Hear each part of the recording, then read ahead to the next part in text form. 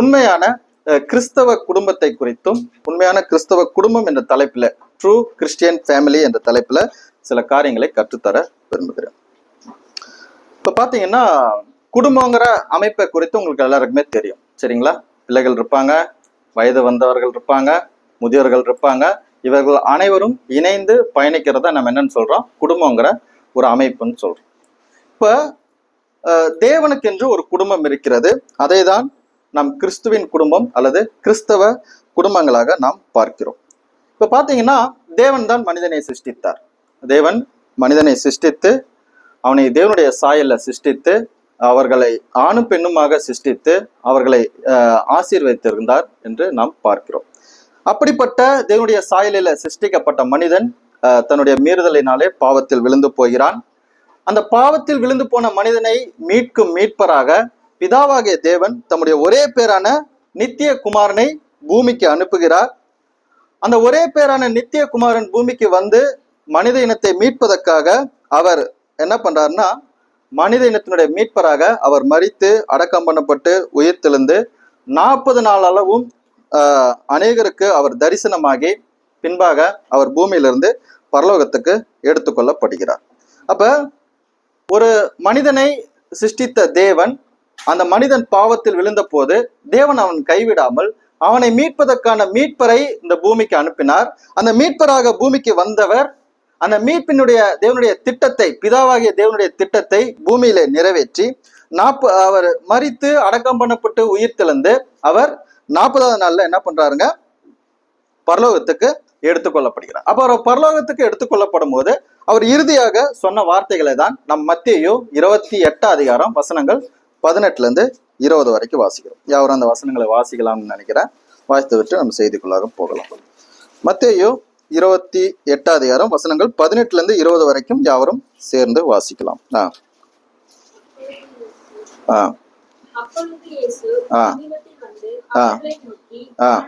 வானத்திலும் பூமியிலும் சகல அதிகாரமும் எனக்கு கொடுக்கப்பட்டிருக்கிறது. ஆகையால் நீங்கள் புறப்பட்டு போய் சகல ஜாதிகளையும் சீசராக்கி பிதா, குமாரன், பரிசுத்த ஆவியின் நாமத்திலே அவர்களுக்கு ஞானஸ்தானம் கொடுத்து, நான் உங்களுக்கு கட்டளையிட்ட யாவையும் அவர்கள் கை கொள்ளும்படி அவர்களுக்கு உபதேசம் பண்ணுங்கள். இதோ உலகத்தின் முடிவு பரியந்தம் சகல நாட்களிலும் நான் உங்களோட கூட இருக்கிறேன் என்றார். அப்ப உலக இரட்சகராக வந்த இயேசு கிறிஸ்து, மனித இனத்தின் மீட்பராக வந்த இயேசு கிறிஸ்து, மனித இனத்தினுடைய மீட்பராக வந்து தேவனுடைய திட்டத்தை பூமியை நிறைவேற்றும்படியாக அவர் மரித்து அடக்கம் பண்ணப்பட்டு உயிர்த்தெழுந்து 40வது நாளிலே அவர் பரலோகத்துக்கு எடுத்துக்கொள்ளப்படுவதற்கு முன்பாக தம்மை பின்பற்றுகிற சீசர்களை பார்த்து அவர் இறுதியாக சொன்ன பிரதானமான வார்த்தைகளாக, கட்டளைகளாக இந்த வேத வசனங்கள் இருக்கிறதை நாம் பார்க்க முடிகிறது. இப்ப இயேசு கிறிஸ்து பரலோகத்துக்கு எடுத்துக்கொள்ளப்பட்டதுக்கு அப்புறம் பெந்தேகோஸ்தே என்று நாள் வந்த போது, அப்போஸ்தலர் 2 அதிகாரத்தில் நீங்க வாசிக்கிறீங்க, 50வது நாள்ல மேல் வீட்டு அறையில கூடியிருந்த அந்த 120 பேர் மீது பரிசுத்த ஆவியானவர் பொழிந்தருளப்பட்டு முதல் முறையாக என்ன பண்ணப்படுதுங்க? சபை ஸ்தாபிக்கப்படுகிறது. இந்த சபைக்கு கிறிஸ்துவின் சரீரம் அல்லது கிறிஸ்துவின் மனவாட்டி அல்லது கிறிஸ்துவின் மந்தை அல்லது கிறிஸ்துவினுடைய தேவனுடைய ஆலயம், கிறிஸ்துவனுடைய குடும்பம் என்ற பெயர்கள் இந்த சபைக்கு என்ன பண்ணப்படுதுங்க? அழைக்கப்படுகிறது. அப்ப தேவன் மனிதனை உண்டாக்கினார், தேவனுடைய சாயல்ல மனிதனை உண்டாக்கினார். மனிதன் தன்னுடைய மீறுதலினாலே தேவனுடைய சாயலில் சிலவற்றை இழந்து போனான்.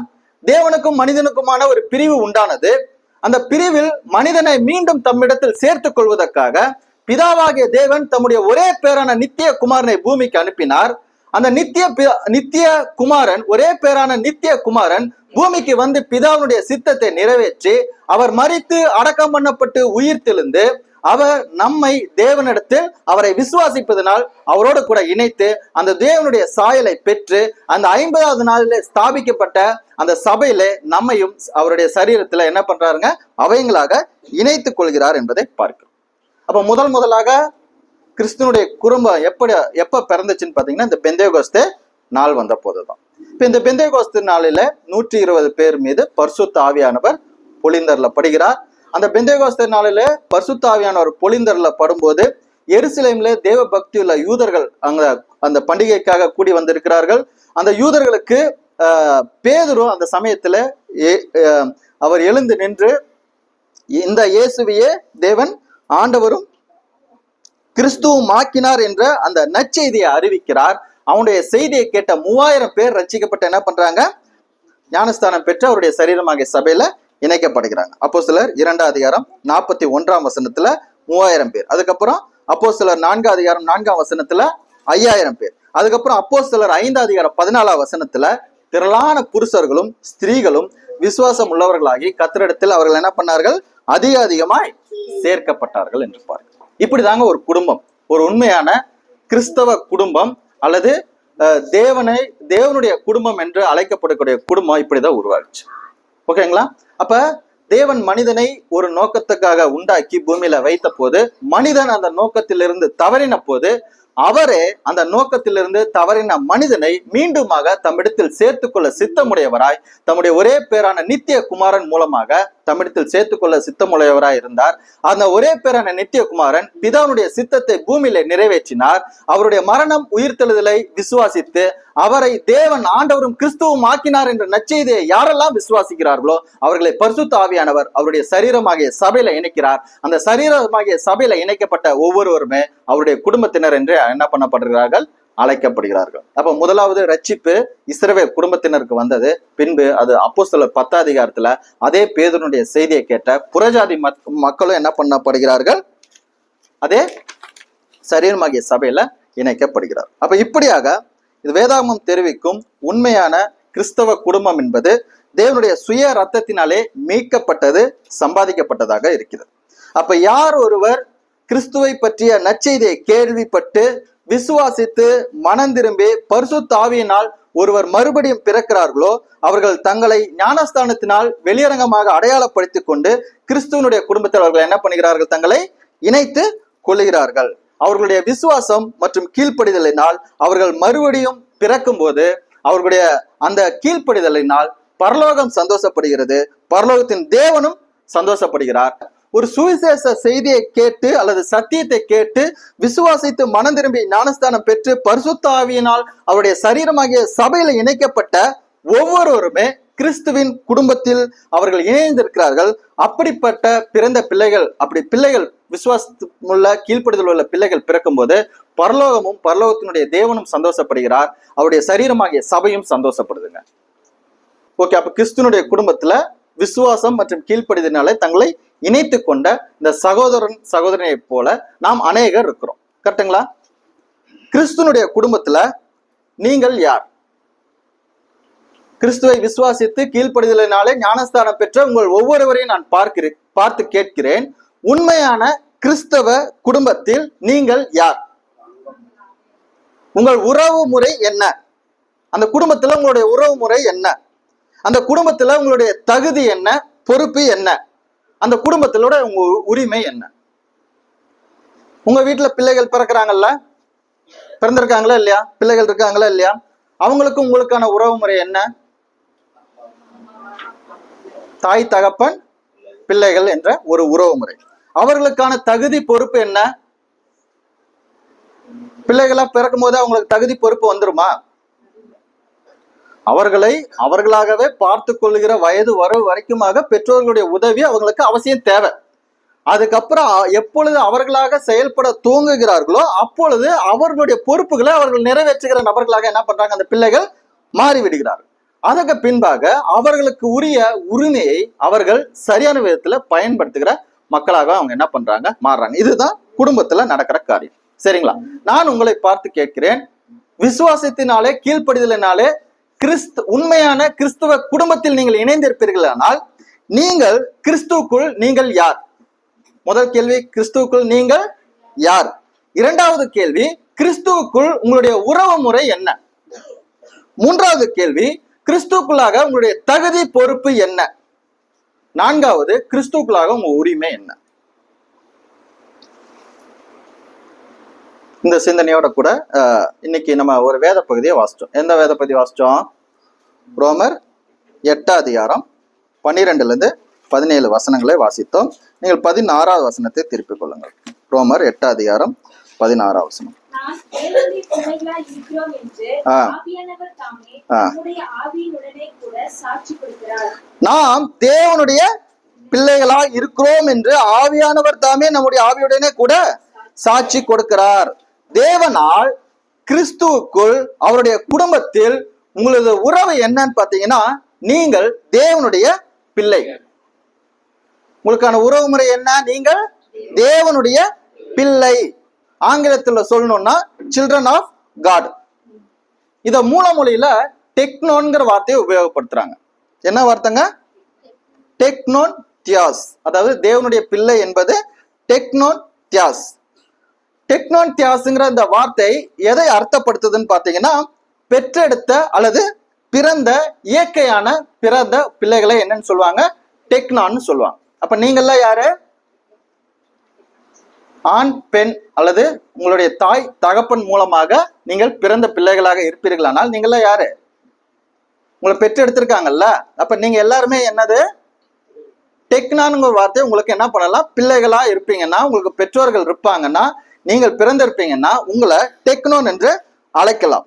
கிரீக்ல டெக்னோன்கிற டெக்னோன் தியாஸ்ங்கிறது தேவனுடைய பிள்ளை என்ற பிள்ளை என்பதை அர்த்தப்படுத்துகிறதாக இருக்கிறது. அப்ப பிள்ளைகள் பிறக்கும் போது அந்த பிள்ளைகளுக்கு பெற்றோருடைய டிஎன்ஏ வருதா இல்லையா? அந்த பிள்ளைய டிஎன்ஏ செக்அப் பண்ணோம்னா அவங்களுடைய தாய் யாரு தகப்பன் யாருன்னு கண்டுபிடிக்க முடியுமா? முடியாதா? அதே போல அந்த குழந்தைகளுடைய செயல்பாடுகளை பார்க்கும்போது இவன் அவங்க அப்பனை மாதிரியே செய்யறான், இவங்க அவங்க அம்மா மாதிரியே செய்யறா, இவன் அவங்க தாத்தா மாதிரியே செய்யறான், பாட்டி மாதிரியே செய்யறேன்னு சொல்றோமா இல்லையா? அப்ப அவங்களுடைய சுபாவத்தை வெளிப்படுத்துறாங்களா? டிஎன்ஏ மூலமாகவும் அவங்களுடைய பெற்றோர்களை அறிந்து கொள்கிறோம். அவங்களுடைய சுபாவங்கள் மூலமாகவும் அவங்களை என்ன பண்ணுகிறோம்? அவர்கள் யாருடைய பிள்ளைகள் என்பதை அறிந்து கொள்கிறோம். அப்ப இது உலக பிரகாரமான கண்ணோட்டத்துல நாம் தேவனுடைய பிள்ளைகள் என்று நாம் நாம் அழைக்கப்படுவதனாலே இயேசு கிறிஸ்துவினுடைய சுபாவத்தை பரிசுத்த ஆவியினால் வெளிப்படுத்துகிற பிள்ளைகளாக நீங்கள் இருக்கும் போதுதான் மறுபடியும் நீங்கள் பிறந்திருக்கீங்கன்னு அவசியங்க. புரியுதுங்களா? அதாவது இயேசு கிறிஸ்துவினுடைய சுபாவத்தை நீங்கள் வெளிப்படுத்துகிற பிள்ளைகளாக பரிசுத்த ஆவியினால் நீங்கள் மறுபடியும் பிறக்கும் போதுதான் நீங்கள் தேவனுடைய பிள்ளைகளாக என்ன பண்ணிருக்கிறீங்க? புதிதாக பிறந்திருக்கிறீர்கள் என்று அர்த்தம். அப்ப தேவனுடைய பிள்ளை என்பது அது ரிலேஷன்ஷிப், அதாவது உங்களுக்கும் தேவனுக்குமான ஒரு உறவு முறையை குறிக்கக்கூடிய வார்த்தையாக இருக்கிறது. நீங்கள் எப்பொழுது தேவனுடைய உண்மையான அந்த சத்தியத்தை சுவிசேஷத்தை கேட்டு அந்த வார்த்தைக்கு கீழ்ப்படிந்து பரிசுத்த ஆவியினால் தேவனை விசுவாசித்து மனம் திரும்பி ஞானஸ்தானம் பெற்றுக் கொள்கிறீர்களோ அப்பொழுது நீங்கள் மறுபடியும் பிறந்த தேவனுடைய பிள்ளைகளாக மாறிவிடுகிறீங்க. சரிங்களா? அப்ப இன்றைக்கு தேவனுடைய பிள்ளைகள் பிறந்திருக்காங்களா 2 பேரு? அப்படின்னா என்ன அர்த்தம் அப்படின்னா, இவர்கள் மறுபடியும் பிறந்தவர்கள். இவர்கள் ஏற்கனவே மாம்ச பிரகாரமான பெற்றோர்களுக்கு பிறந்த பிள்ளைகள். ஆனால் ஆவியினால், தேவனுடைய வார்த்தையினால், பரிசுத்த ஆவியினால் இவர்கள் பிறந்த பிள்ளைகளாக தங்களுடைய சுபாவத்திலே மாற்றமடைந்த பிள்ளைகளாக இருக்கிறார்கள் என்பதை இன்றைய தினத்துல நமக்கு இவர்கள் சாட்சியாக ஞானஸ்தானத்தின் மூலமாக நமக்கு வெளிப்படுத்தி காண்பித்திருக்கிறார்கள். அப்போ மறுபடியும் அவர்கள் பிறந்திருக்கிறார்கள். அதனால் அவர்கள் தேவனுடைய பிள்ளைகள் என்று அழைக்கப்படுவார்கள்.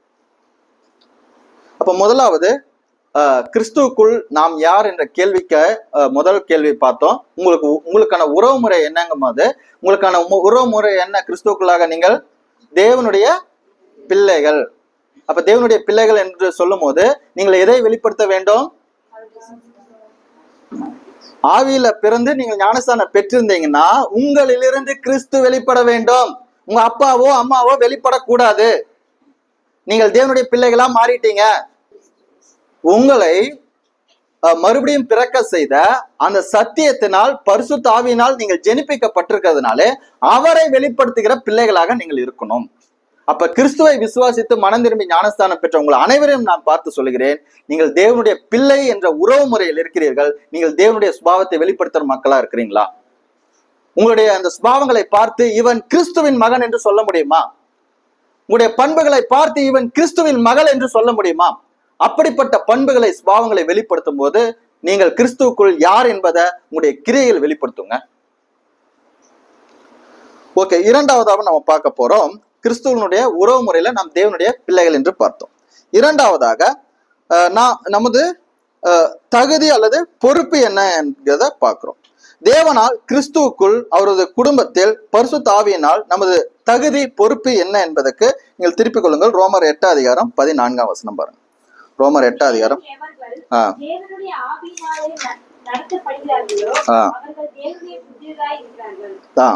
எவர்கள் தேவனுடைய ஆவியினால் நடத்தப்படுகிறார்களோ அவர்கள் முதல்ல தேவனுடைய பிள்ளைகளா பிறந்தீங்கன்னா தான் என்னவா இருக்க முடியும்?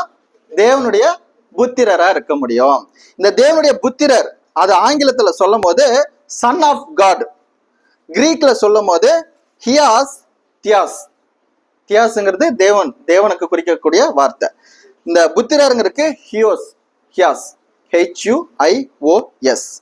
ஒரு பிள்ளையானது வளர்ந்து அது முதிர்ச்சி அடைந்து சட்டபூர்வமான அந்த பிள்ளையாக ஒரு குமாரனாக தங்களுடைய தகுதிகளை பொறுப்புகளை நிறைவேற்றுகிற நபராக இருப்பதை குறிக்கக்கூடிய ஒரு வார்த்தை. குறிப்பா நீங்க சொல்லணும்னா ரோம கலாச்சாரத்துல ஒரு குழந்தை பிறந்து அது வளர்ந்து முதிர்ச்சி அடைந்து தன்னுடைய தகப்பனுடைய அதிகாரத்தை பயன்படுத்துவதற்கு சட்டபூர்வமான தகுதியை பெறும் அந்த வயதினரை தான் ஹியோஸ் என்று சொல்லுவாங்க. இப்ப தேவனுடைய பிள்ளைகள் என்று சொல்லும் போது பிறக்கக்கூடிய தேவனுடைய சுபாவத்தை வெளிப்படுத்தக்கூடிய அந்த பிள்ளைகளை நம்ம என்ன சொல்லுகிறோம்? விசுவாசம், கீழ்ப்படுதல், மனம் திரும்புதலினாலே, ஞானஸ்தானத்தினாலே அவர்கள் பிள்ளைகளாக மறுபடியும் பிறந்தவர்கள் என்று சொல்லுகிறோம்.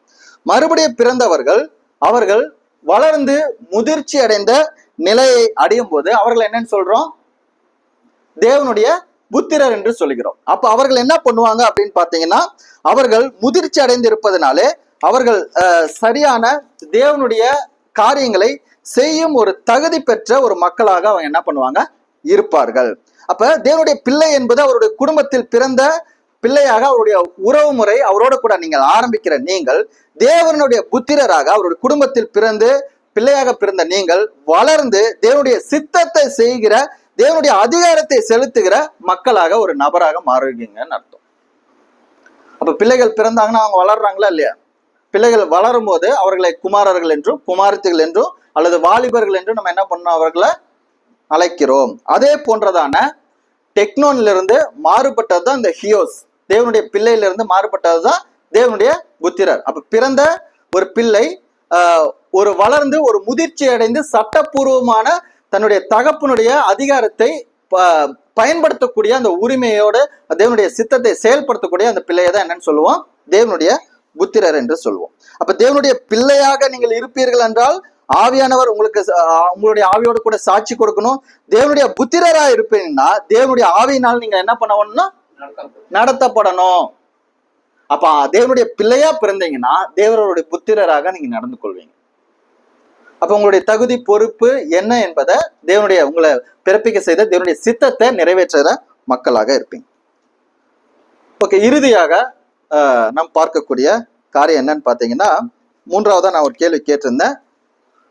கிறிஸ்துவுக்குள் நமது உரிமை என்னன்னு கேட்டிருந்தேன். கரெக்டுங்களா?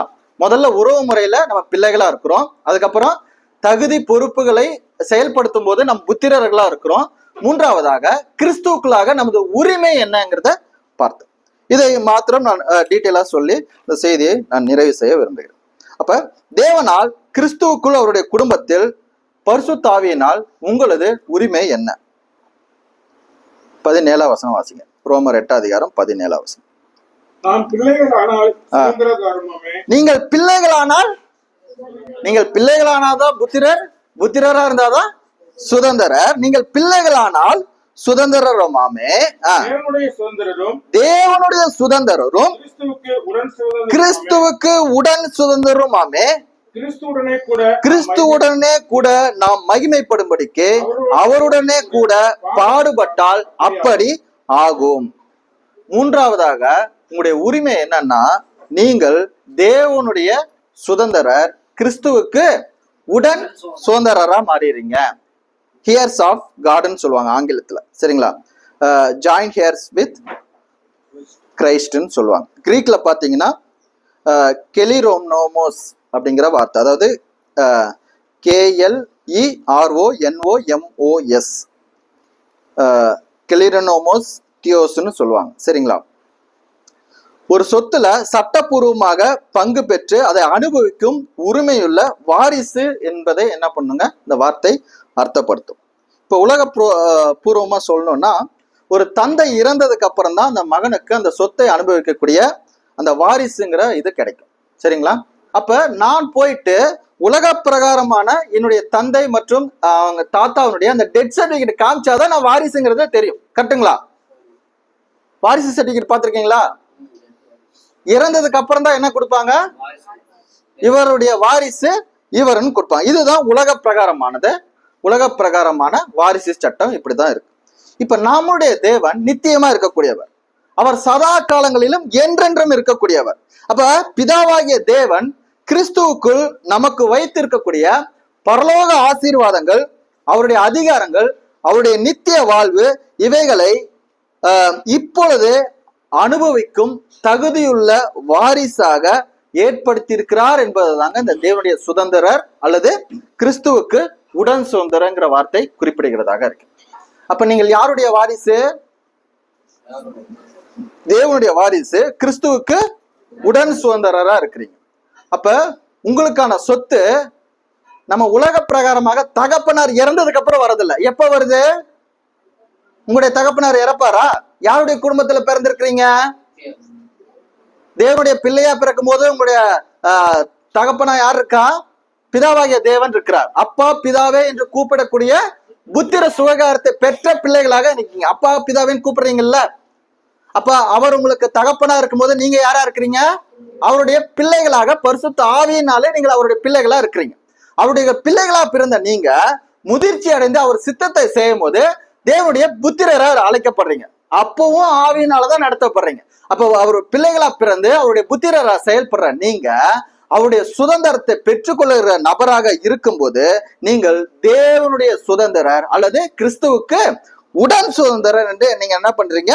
அழைக்கப்படுகிறீங்க. அப்ப கிறிஸ்துவுக்கு உடன் சுதந்திரரா நீங்க இருக்கிறீங்கன்னா உங்க உலக பிரகாரமான உங்க தகப்பனார் மரிக்கணும்னு அவசியம் இல்ல. அவர் நித்தியமாக என்றென்றும் சதா காலங்களிலும் இருக்கிற தேவன். நீங்கள் எப்பொழுது ரட்சிக்கப்பட்டீர்களோ அப்பொழுது அவருடைய வாரிசா நீங்க இருக்கிறீங்க. நம்முடைய தேவனுக்கு நாம் பிள்ளைகளாக பிறந்து அவருடைய புத்திரர்களாக அவருடைய சித்தத்தை செயல்படுத்துற மக்களாக இருக்கும்போது உங்களுக்கான சொத்து என்னது? நீங்கள் காண்கிற, நீங்கள் காணாத எல்லாவற்றையும் சிருஷ்டித்தது யாரு? தேவன். அப்ப தேவனுடைய பிள்ளைகளாக நீங்கள் மறுபடியும் பிறந்து தேவனுடைய புத்திரராக அவருடைய சித்தத்தை நிறைவேற்றும் போது நீங்கள் தேவனுடைய வாரிசாக அனைத்தும் என்னுடைய தகப்பனதுன்னு நீங்கள் அறிந்து செயல்படும் போது உங்களுடைய செயல்பாடு எப்படி இருக்கணுங்க? நான் என்ன சொல்றேன், பிள்ளைகளா இருக்கிற நீங்க எப்போவாது காலையில போயிட்டு அப்பாட்டியோ அம்மாட்டியோ அம்மா எனக்கு இன்னைக்கு சாப்பாடு கொடுப்பீங்களான்னு கேட்டிருக்கீங்களா? எனக்கு தேவையான உடைகளை வாங்கி தருவீங்களான்னு நீங்க கேட்பீங்களா? உங்களுக்கு நாளைக்கு போட வேண்டிய ட்ரெஸ் அம்மா முன்கூட்டியே அந்த பர்த்டே வரும்போது வாங்கி கொடுக்குறாங்களா இல்லையா? அப்போ உங்களுக்கு நாளைக்கு பசிக்குன்னு தெரிஞ்சது முன்கூட்டியே ஆகாரத்தை தேவையான காரியங்களை வாங்கி கொடுக்குறாரா இல்லையா? நான் ஒரு தகப்பனா நேற்று வாங்கி கொடுத்துட்டு தான் வந்தேன். இது மாதிரி தானே ஒவ்வொரு கணவனும் இருக்கிறீங்க, ஒவ்வொரு தகப்பனும் இருக்கிறீங்க. பிள்ளைகளுக்கு இன்னது தேவைங்கிறத நீங்கள் அறியாம செயல்படுகிற தகப்பனா இருக்கிறீங்களா? அப்ப உலகம் உங்களுடைய சொத்து, பரலோகம் உங்களுடைய சொத்து. உங்களுக்கு என்ன படிக்கணும், நீங்க என்ன வேலைக்கு போகணும், உங்களை எப்படி இந்த உலகத்துல ஆசீர்வாதமான பாத்திரமா அவருடைய சத்தியத்தை அறிவிக்கிற பாத்திரமா எப்படி பயன்படுத்தணுங்கிறது யாருக்கு தெரியும்? இந்த வீட்டுல நம்ம பயன்பாடு இல்லாத பொருளை நம்ம வீட்டுல வச்சிருப்போமாங்க? அப்ப தேவனுடைய பிள்ளைகளாக நீங்க ஒரு குடும்பத்துல இணைந்த போது உங்களுக்கான ஒரு நோக்கம் இருக்கு. உங்களுடைய நோக்கம் என்ன? வானத்திலும் பூமியிலும் அதிகாரம் பெற்ற தேவன் சொல்லுகிறார், நீங்கள் உலகம் எங்கும் புறப்பட்டு போய் சகல ஜனங்களை நீங்க என்ன பண்ணணும்? சீசராக்க வேண்டும். அப்ப இந்த 3 பதங்களையுமே நீங்கள் புரிந்து நீங்கள் செயல்படும் போது உங்கள் தகப்பன் இந்த வானத்துக்கும் பூமிக்கும் அண்ட சராசரங்களுக்கும் தேவனாய் இருக்கிறார் என்று அறிந்து செயல்படும் போது உலகம் உங்களுடைய தகப்பனுடையது என்று அறிந்து நீங்கள் செயல்படும் போது உங்களுடைய செயல்கள் எப்படி இருக்கும்னா அவருடைய சித்தத்தை அறிந்து அவருக்கு மகிமையாக செயல்படுகிற ஒரு செயலாக இருக்குங்க. அப்ப விசுவாச மக்களா இருக்கிறவங்களை ஒவ்வொருவரையும் நான் பார்த்து நான் சொல்ல விரும்புகிறேன். நீங்கள் பிதாவாகிய தேவனால் கிறிஸ்துவுக்குள் அவருடைய குடும்பத்தில் பரிசுத்த ஆவியினால் கிருபையினால் நீங்கள் மறுபடியும் பிறந்து சேர்க்கப்பட்டிருப்பீர்களானால் இந்த தேவனுடைய பிள்ளை, தேவனுடைய புத்திரர், தேவனுடைய சுதந்திரர், இந்த 3 மகத்துவமான செயல்களையும் ஒரே சமயத்துல பெற்றுக்கொள்றீங்க. ஒரே சமயத்துல நீங்க எப்ப பிறந்தீங்களோ அப்பவே புத்திரராகவும், எப்ப புத்திரரா இருக்கீங்களோ அப்பவே அவருடைய சுதந்திரராகவும், ஒரே சமயத்துல இந்த 3 மகத்துவமான காரியங்களையும் செய்யக்கூடிய ஒரு நபராக இருக்கீங்க. நீங்கள் எப்பொழுது பிறந்தீர்களோ அப்பொழுது அவருடைய சுபாவத்தை வெளிப்படுத்தி அவரை போல் வாழ்ந்து அவரை பற்றி தன் செய்தியை அறிவிக்கிற ஒரு மக்களாக இருக்கணுங்க. நான் என்ன சொல்றேன், இயேசு கிறிஸ்துக்கு இந்த 3 பதங்களும் பொருந்துமா? இயேசு கிறிஸ்துவை பிள்ளை என்று வேதாகமம் அறிவிக்கிறதா?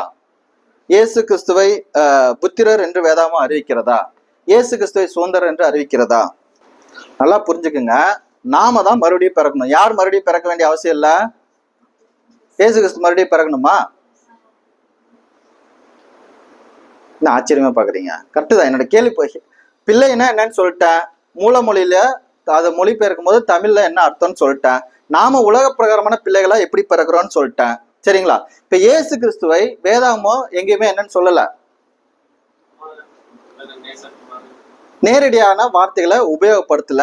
மரியாள் இயேசு கிறிஸ்து பிறக்கும் போது அவருடைய மனித தன்மையை தெரியப்படுத்தும் விதமாக லூக்கா 2:48 பிள்ளையே அல்லது மகனே ஏன் எங்களுக்கு இப்படி செய்தா என்று யார் தான் சொல்றா?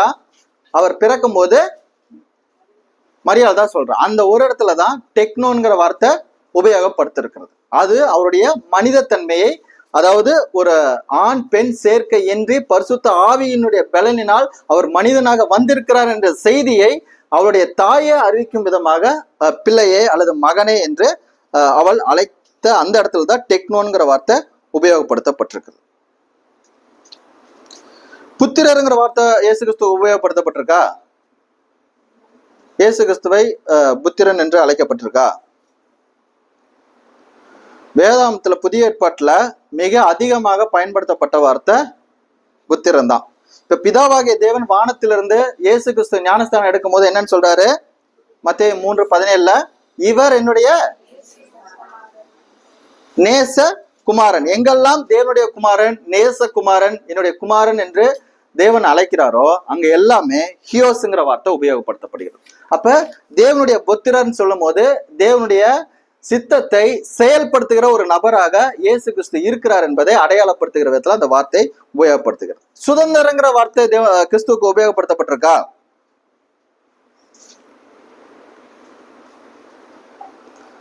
எபிரேயர் 1:2 பாருங்களேன்.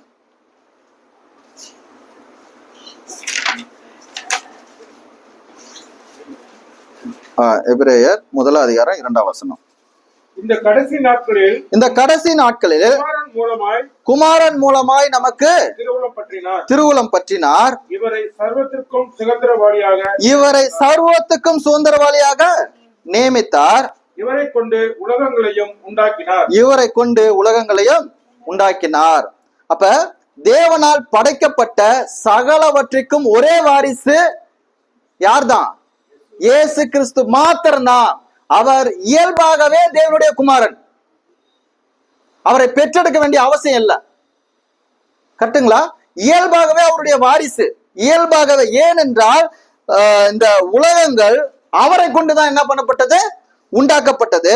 இந்த கடைசி நாட்களில் குமாரன் மூலமாய் பிதாவாகிய தேவன் நமக்கு திருவுளம் பற்றுகிறார். இவரை சர்வத்துக்கும் சுதந்திரவாளியாக நியமித்தார். நாம் மறுபடியும் பிறந்து அவருடைய பிள்ளைகளாக ஆகி அதன் பின்பாக அவருடைய புத்திரராக அவருடைய சுதந்திரவாளியாக ஆகிறோம். நம்மை தேவன் அவருடைய கிருபையினாலே தத்தெடுத்திருக்கிறார். ஆனால் இயேசு கிறிஸ்து அப்படிப்பட்டவர் அல்ல. தேவன் நித்தியமா இருக்கிற மாதிரி இயேசு கிறிஸ்து நித்தியமானவர், பரிசுத்த ஆவியானவர் நித்தியமானவர். அப்படிப்பட்டவர் அவர் பிதாவாகிய தேவன் தம்முடைய ஒரே பேரான நித்திய குமாரனை கொண்டு இந்த உலகங்களையும் உலகம் மாத்திரமல்ல பிரபஞ்சம் முழுவையும் அவரை கொண்டு என்ன பண்ணினார்? சிருஷ்டித்தார். அப்ப அவர் தத்தெடுக்கப்பட்டவர் இல்ல, நாம் தான் என்ன பண்ணப்பட்டவங்க? தத்தெடுக்கப்பட்டவங்க. கிறிஸ்து இயல்பாகவே அவர் தேவனுடைய குமாரன் என்று தேவனால் அழைக்கப்பட்டவருங்க. அப்ப இந்த பிரபஞ்சம் முழுமையும் ஆளுகிற உரிமையும் அதிகாரமும் பெற்ற நேரடியான ஒரு இயற்கையான வாரிசுனா யார் தான்? அது இயேசு கிறிஸ்து மாத்திரம்தான். நாம் அந்த இயேசு கிறிஸ்துவை விசுவாசிப்பதனால் அவரோட கூட இணைக்கப்பட்டிருக்கிறோங்க.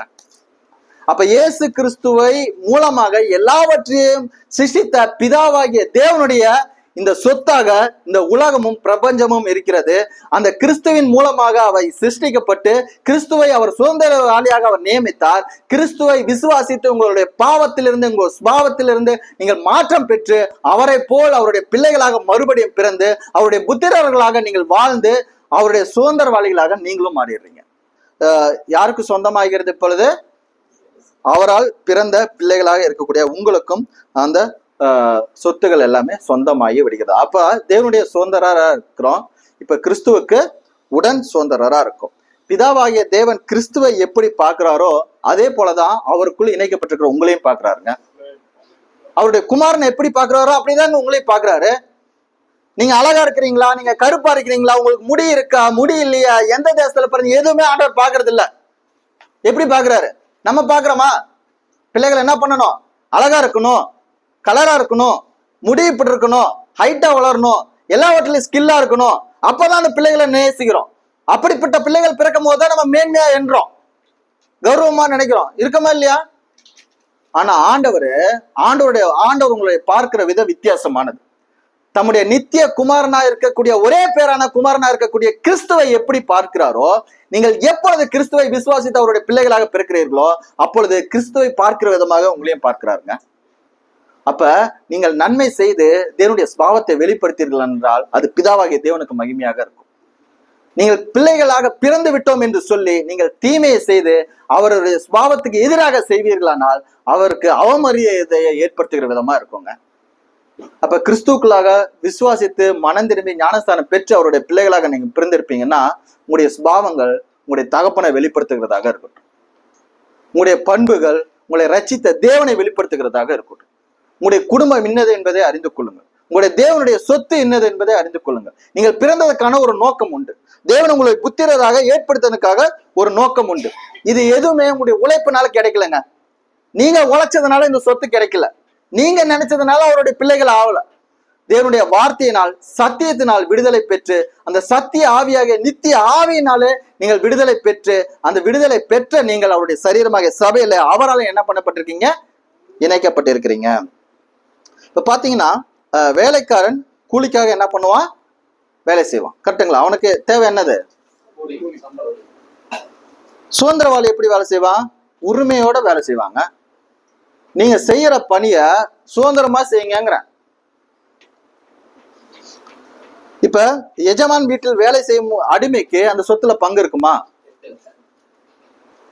நேரடி வாரிசா இருக்க கிறிஸ்துவோட கூட உடன் வாரிசா இருக்கிறீங்க. நீங்க உடன் சுதந்திரரா நீங்க இருக்கிறீங்க. தேவனுடைய சுதந்திரம் கிறிஸ்துவுக்கு உடன் சுதந்திரமாக நீங்க என்ன பண்றீங்க? அழைக்கப்படுகிறீங்க. தகப்பனுக்கு தன் மூத்த மகனுக்கு எதெல்லாம் கொடுத்திருக்கிறாரோ அந்த மூத்த மகன் மூலமாக அல்லது கிறிஸ்துவ மூலமாக இளைய மகளாக இருக்கக்கூடிய உங்களுக்கு அதே தாங்க கொடுக்கிறாரு. அப்ப கிறிஸ்து பூமியில இருக்கும் போது எப்படிப்பட்ட ஒரு நபரா வாழ்ந்தாரு? இன்றைக்கு உலகத்திலேயே அதிக அந்தஸ்துல உயர்வுல பணத்துல முதலிடத்துல இருக்கக்கூடிய நபர்களை பார்த்திருக்கீங்களா? இயல்பா அவங்கள போய் சந்திக்க முடியுமா? இயல்பா அவங்கள வந்து பார்க்க முடியுமா? இயல்பா அவங்களோட பேச முடியுமா? இயல்பா அவங்களோட கூட புசிக்க முடியுமா? நம்முடைய நிலையை அவங்க அறிந்து கொள்வாங்கன்னு நினைக்கிறீங்களா? அவருடைய வாழ்வியல் எப்படி இருக்கும்? கிறிஸ்து எப்படிங்க வாழ்ந்தாரு?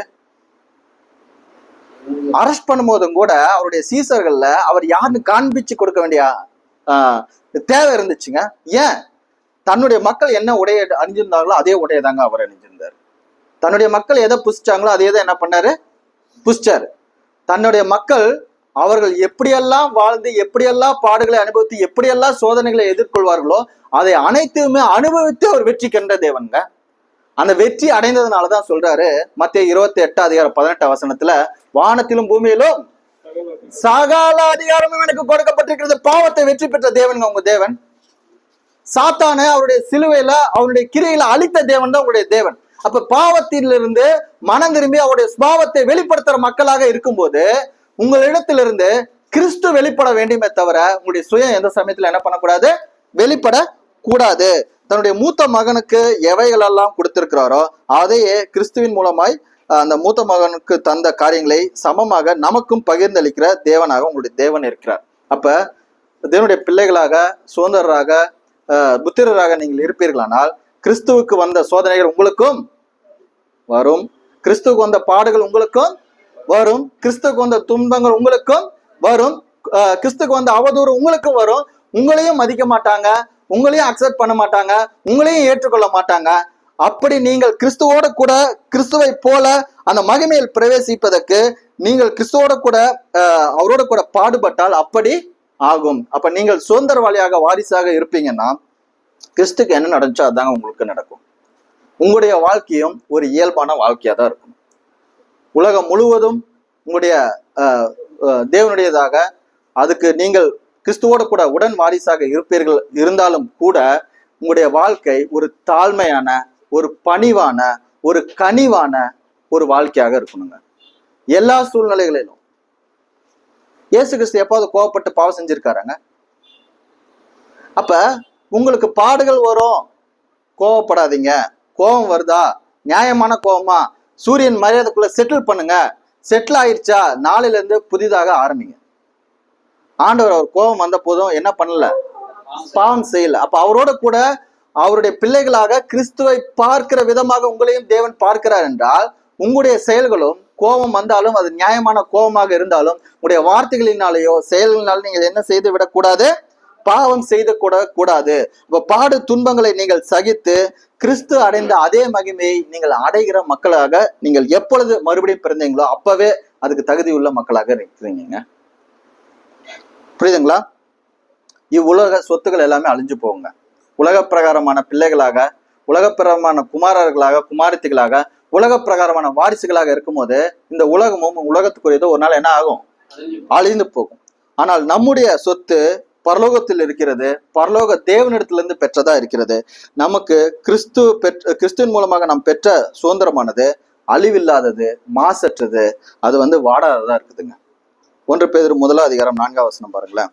அவர் இயேசு கிறிஸ்து மரித்தோரிலிருந்து எழுந்ததினாலே அழியாததும் மாசற்றதும் வாடாததுமாகிய சுதந்திரத்துக்கு ஏதுவாக ஜீவனுள்ள நம்பிக்கை உண்டாகும்படி தமது மிகுந்த இரக்கத்தின்படியே மறுபடியும் ஜெனிப்பித்தார். ஆமென்.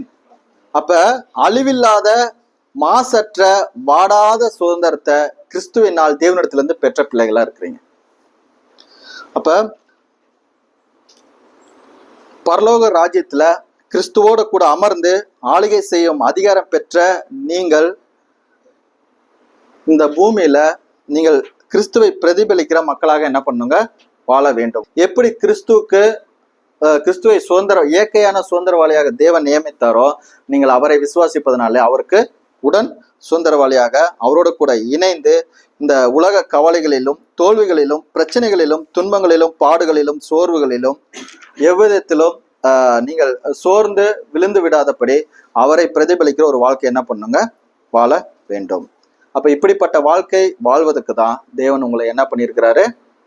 அவருடைய குடும்பத்துல இணைத்திருக்கிறார். அப்ப இயேசு கிறிஸ்துவின் மறுபடியும் பிறந்த உங்களை இயேசு கிறிஸ்து நாமத்தினாலே அன்போடு கூட நான் வாழ்த்துகிறேன்.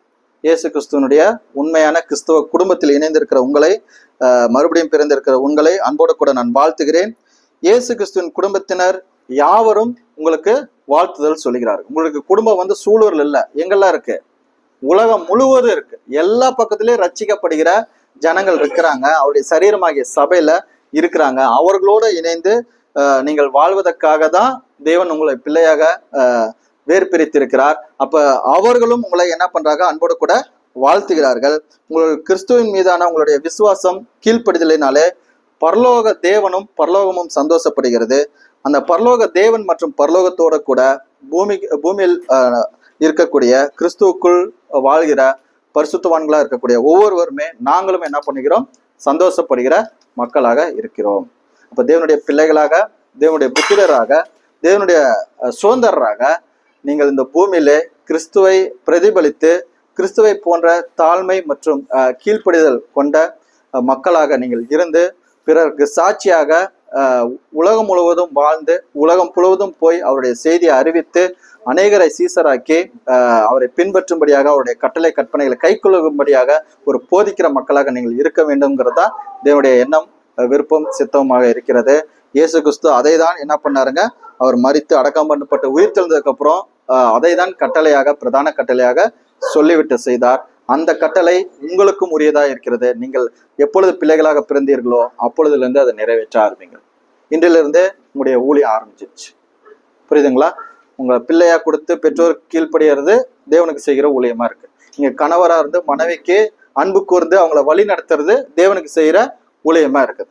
ஒருவேளை தேவன் உங்களுக்கு சில கிஃப்ட்டுகளை கொடுத்து அவருடைய சரீரமாகிய சபையில இன்னும் சிறந்த வகையில உங்களை என்ன பண்ணலாம், ஆண்டவரை வரும் நாட்களில் உபயோகப்படுத்தலாம். அப்ப உங்களுடைய தேவனை நீங்கள் விசுவாசித்து தேவனுடைய வழிகளில் நடந்து அந்த ஆசீர்வாதமான பாதைகளிலே நித்தியமாய் அவரோடு கூட இருக்கும்படியாக உங்களையும் இந்த கிறிஸ்துவனுடைய குடும்பத்தினரையும் அனைவரையும் இயேசு கிறிஸ்து நாமத்தினால அன்போடு கூட வாழ்த்துகிறேன்.